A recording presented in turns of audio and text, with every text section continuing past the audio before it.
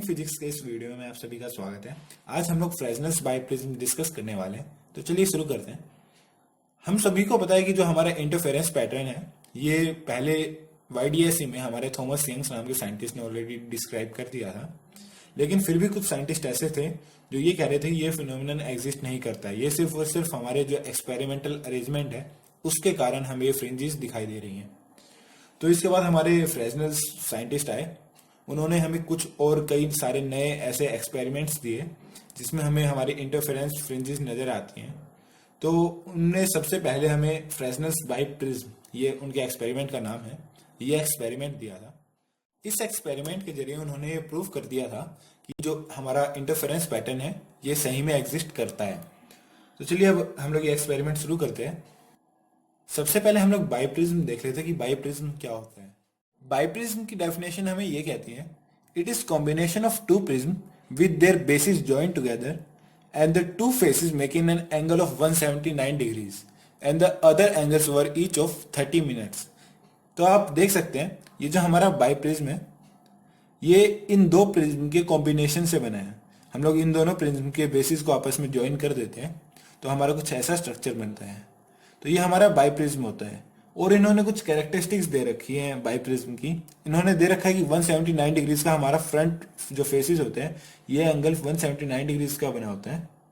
तो यहाँ पर 179 डिग्रीज से ये दोनों फेसेस इंक्लाइंड रहते हैं और जो ये वाले एंगल्स हैं ये दोनों हमारे 30 मिनट्स ईच होते हैं।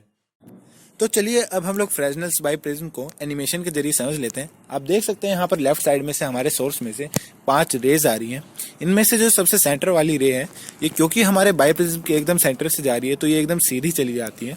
और जो हमारी एक्सट्रीम 2 रेज है यानी पहली और आखिरी रे, ये दोनों हमारे बाय प्रिज्म के अंदर सबसे कम डिस्टेंस ट्रेवल करती हैं, इसलिए ये सबसे कम डेविएट होती हैं। और वहीं जो हमारी दूसरी और चौथी रे है ये क्योंकि हमारे बाइप्रिज्म के अंदर सबसे ज़्यादा डिस्टेंस ट्रेवल करती हैं तो ये देखिए सबसे ज़्यादा डेविएट हो रही हैं।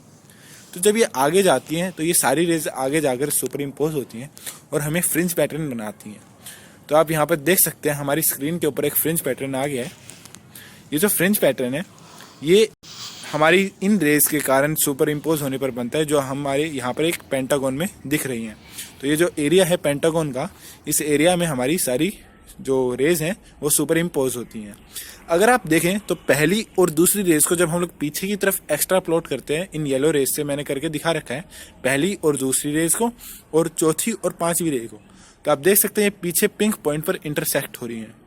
तो ये जो पिंक पॉइंट है ये हमारे लिए एक वर्चुअल सोर्स की तरह, वर्चुअल लाइट सोर्स की तरह एक्ट करता है। अगर आप ध्यान दें तो आप इन्हें स्लिट की तरह यंग्स डबल स्लिट एक्सपेरिमेंट में कंसीडर कर सकते हैं। अगर हम बाइप्रिज्म को हटा दें तो सारा वही डायग्राम बन जाएगा जो हमारा YDSC में था। तो ये हमारा फ्रेसनेल्स बाइप्रिज्म होता है। तो डेरिवेशन शुरू करने से पहले हम लोग एक बार ये देख लेते हैं कि इस फ्रेसनेल्स बाइप्रिज्म जो हमारा एक्सपेरिमेंट है इसका यूज क्या है। तो इसका यूज है इस एक्सपेरिमेंट के जरिए हम लोग किसी भी लाइट की वेवलेंथ निकाल सकते हैं। हम लोगों को फॉर्मूला पता है, lambda is equal to beta small D by में कैपिटल डी। ये हमारा फॉर्मूला होता है। इस फॉर्मूले से हम लोग लाइट की वेवलेंथ निकाल लेते हैं। तो यहाँ पर बीटा तो हमारी फ्रिंज की विड्थ होती है, D distance between two sources और कैपिटल डी हमारा distance between source and the screen. अब आप ये सोच रहे हो कि ये स्मॉल डी यानी डिस्टेंस बिटवीन टू सोर्सेज आया कहाँ से। तो मैंने अब यहाँ पे इस पूरी डायग्राम को एक्सप्लेन कर देता हूँ। ये जो आप 4 लाइट्स देख रहे हैं ये हम लोग पहले डिस्कस कर चुके हैं। ये चारों रेज जाती हैं, ये दोनों जो एक्सट्रीम रेज होती हैं ये तो सीधी चली जाती हैं और ये जो अंदर की रेज है ये अंदर बैंड हो जाती हैं। जब हम लोग इन 2 रेज को एक्स्ट्रा प्लॉट करते हैं, मतलब ये वाली रेज और इस वाली रेज को एक्स्ट्रा प्लॉट करते हैं तो ये हम लोगों को S1 S2 सोर्स दे देती है। और जब इस रे को हम लोग एक्स्ट्रा प्लॉट करते हैं तो हमें ये S1 सोर्स देती है। ये जो हम इसका मतलब ये जो हमारे S1 और S2 जो सोर्स हैं ये रियल नहीं है, ये वर्चुअल सोर्सेज है, राइट। तो ये जो S1 और S2 के बीच का जो डिस्टेंस है ये D होता है। तो इस तरीके से हम लोग किसी भी लाइट की वेवलेंथ निकाल सकते हैं। चलिए अब डेरिवेशन शुरू करते हैं। तो इस डेरिवेशन में ये जो लैम्डा निकालना है, हम लोगों को जो वेवलेंथ निकालनी है, हम लोग बीटा निकाल सकते हैं, कैपिटल डी निकाल सकते हैं मेजर करके, लेकिन स्मॉल डी निकालने में हम लोगों को प्रॉब्लम होती है क्योंकि वो रियल है ही नहीं, वो वर्चुअल इमेजेस है, राइट। तो हम लोग स्मॉल डी की वैल्यू कैसे निकालें। तो स्मॉल डी की वैल्यू निकालने के लिए हम लोग क्या करते हैं, हमारे पास दो मेथड है। आज हम लोग एंगुलर मेथड डिस्कस करने वाले हैं। तो एंगुलर मेथड में तो लिख देता हूं मैं यहां पर बाई एंगुलर मेथड।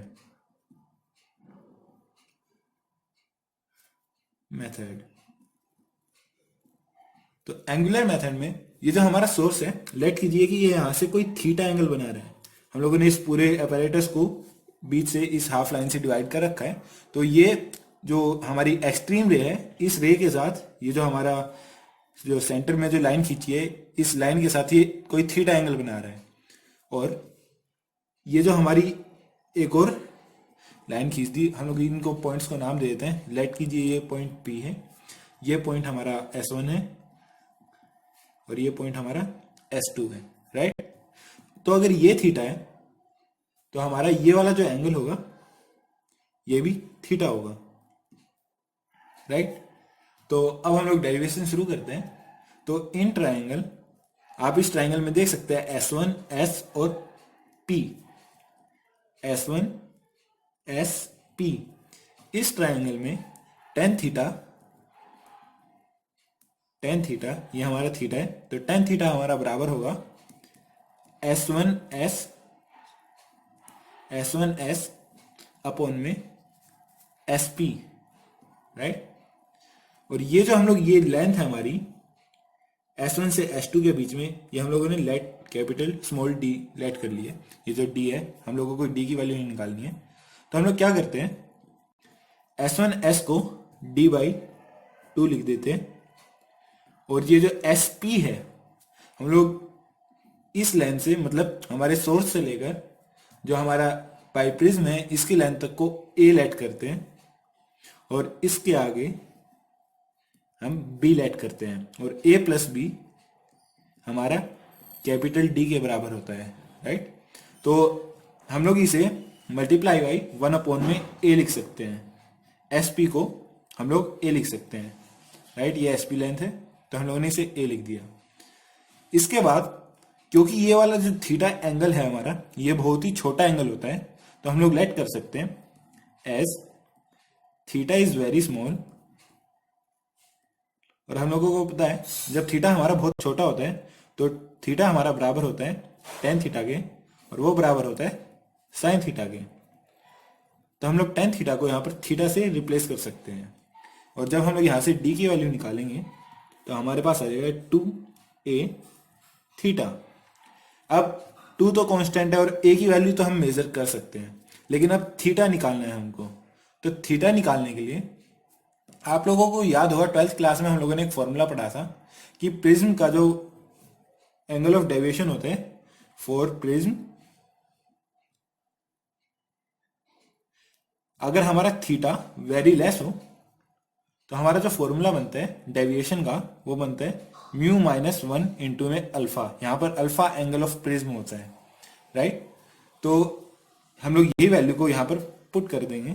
तो डी हमारा बराबर आ जाता है 2a इंटू में म्यू माइनस अल्फा, राइट। तो हमारा यहाँ पर जो d की वैल्यू आ गई वो आ गई 2a इंटू में म्यू माइनस अल्फा। इसके बाद हम सिंपली d की वैल्यू को इस फॉर्मूले में पुट कर देते हैं। तो हमारा लैम्डा बराबर आ जाता है बीटा यानी fringe width multiply by 2a into में mu minus 1 into alpha divided by capital D। तो हम लोग इस फॉर्मूले की मदद से हमारी लाइट की वेवलेंथ निकाल सकते हैं। तो ये तो हमारी डेरिवेशन थी। इसके बाद हम लोग कुछ न्यूमेरिकल्स कर लेते हैं। तो आप यहाँ पर क्वेश्चन में देख सकते हैं, a biprism is placed at 0.05 meters from a slit illuminated by a sodium light of wavelength 5890 angstrom. The width of the fringe obtained on the screen 0.5 meters from the biprism is 9.424 into 10 to the power minus 4 meters. What is distance between the coherent sources? तो हमसे पूछा गया है coherent sources के बीच में distance यानी D की value. तो पहले गिवन वैल्यूज लिख लेते हैं। तो आंसर में सबसे पहले गिवन हम लोगों को है biprism is placed 0.05 metres from the slit. तो स्लिट से लेकर हमारा बाइप्रिज्म का डिस्टेंस यानी ए हम लोगों को गिवन है 0.05 मीटर्स, उसके बाद हम लोगों को लैम्डा यानी सोडियम लाइट की वेवलेंथ गिवन है 5890 angstrom. The width of the fringe obtained on the screen 0.5 meters from the biprism is 9.424 into 10 to the power minus 4। तो हम लोगों को स्क्रीन से लेकर बाइप्रिज्म तक का डिस्टेंस दे रखा है, यानी स्मॉल बी की वैल्यू दे रखी है हम लोगों को 0.75 मीटर्स, और फ्रिंज विड्थ दे रखी है हम लोगों को beta 9.424 into 10 to the power minus 4 metres. इसके बाद आप सीधा सा फॉर्मूला लगाएंगे, जो डी की वैल्यू होगी हमारी बराबर होगी लैम्डा कैपिटल डी बाय में बीटा। हम लोगों को फॉर्मूला पता है, beta is equal to lambda capital D by small D, तो इससे ये फॉर्मूला आया है। तो अब हम लोग सिंपल वैल्यूज पुट कर देंगे, तो हमारी डी की वैल्यू आ जाएगी लैम्डा यानी 5890 एंगस्ट्रॉम को मीटर में चेंज करने के लिए 10 to the power minus 10 multiply by D. तो कैपिटल डी की वैल्यू हमारे पास बराबर होती है ए प्लस बी। डी होता है हमारा जो सोर्स है उससे लेकर स्क्रीन तक का डिस्टेंस, और ये हम लोगों को गिवन है सोर्स से लेकर बाइप्रिज्म तक का डिस्टेंस, और यहाँ बाइप्रिज्म से स्क्रीन तक का डिस्टेंस। तो ए प्लस बी हमारा डी की वैल्यू होती है, तो ए प्लस बी कर देंगे, तो यानी 0.05 metres plus 0.75 metres divided by beta. तो बीटा हम लोगों को गिवन है 9.424 into 10 to the power minus 4 metres. तो यहां से हम लोग लिख सकते हैं 5890 into 10 to the power minus 10 multiply by इसे 0.80 मीटर्स लिख सकते हैं divided by 9424 into 10 to the power minus 4। तो जब हम लोग इसे सॉल्व करेंगे तो हमारा आंसर आ जाएगा यहाँ पर d बराबर आ जाएगा हमारा 5 into 10 to the power minus 4 metres. तो ये हमारा आंसर आ गया है। चलिए अपना लास्ट न्यूमेरिकल कर लेते हैं। यहाँ क्वेश्चन में गिवन है हमको the inclined faces of a glass prism mu 1.5 refractive index given है, मेक्स एंगल ऑफ 1 डिग्री। यहाँ पर एंगल ऑफ प्रिज्म दे रखा है 1 degree with the base of the prism. The slit is 0.1 meters from the by prism and is illuminated by light of lambda 5900 angstrom. Find the fringe width observed at a distance of 1 meter from the by prism. तो यहाँ पर देखिए जो जो values given है पहले वो लिख लेते हैं। तो सबसे पहले हम लोगों को गिवन है mu refractive index of glass prism, हमको 1.5 गिवन है। उसके बाद एंगल ऑफ प्रिज्म यानी अल्फा हम लोगों को 1 डिग्री गिवन है। 1 डिग्री मतलब हम लोग जब इसे रेडियन में चेंज करेंगे तो हमारे पास आ जाएगा पाई बाई 180 रेडियंस। इन क्वेश्चंस में हम लोग सारी वैल्यूज रेडियन में लेंगे, तो यहाँ पर हमने रेडियन में कन्वर्ट कर दिया है। और इसके बाद हम लोगों को the slit is 0.1 metres from biprism. तो स्लिट और बाई प्रिज्म के बीच का डिस्टेंस यानी ए हम लोगों को 0.1 मीटर्स गिवन है।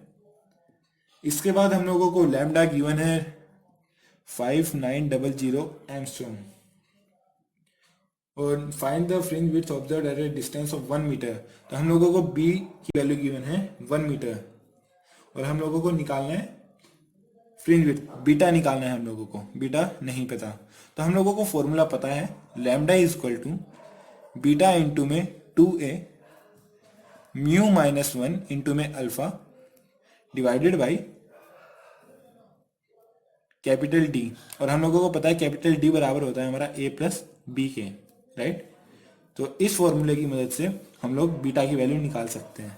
तो यहां से हमारे बीटा की वैल्यू आई, बीटा बराबर I lambda multiply by 2a multiply by a plus B divided by 2a into में म्यू माइनस 1 इंटू में अल्फा। तो जब हम लोग वैल्यूज पुट कर देंगे तो यहाँ पर लैम्डा की वैल्यू है हमारी 5900 एंगस्ट्रॉम को मीटर में चेंज करने के लिए 10 to the power minus 10 multiply by a plus B 1 metre plus 0.1 metre यानी 1.1 मीटर डिवाइडेड बाई 2a, 2 और a हम लोगों को गिवन है 0.1 इंटू में म्यू 1.5 माइनस 1 इंटू में अल्फा, अल्फा हमारे पास आ गया पाई बाई 180, तो 180 ऊपर चला जाएगा। और जब हम लोग इसे बाद में सॉल्व करेंगे तो यह हमारा आंसर आ जाएगा 37 इंटू 10⁻⁻5 मीटर्स। तो गाइस आज के वीडियो में बस इतना ही। उम्मीद करता हूँ आपको समझ में आया होगा। लाइक कमेंट सब्सक्राइब करना मत भूलिएगा। Thank you.